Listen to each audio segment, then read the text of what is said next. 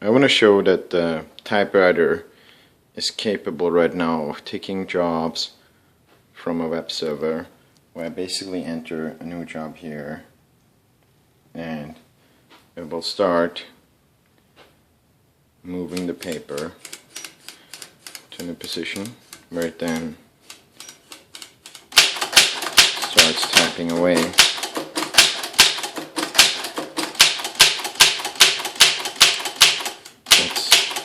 Since not all keys are connected, it uses X just for the keys it doesn't have, but you can see there's an A and an O, and there was a new line done after so many characters. So that's done depending on the paper size. The magic is happening under the table, where there's an array of solenoids triggering all those keys.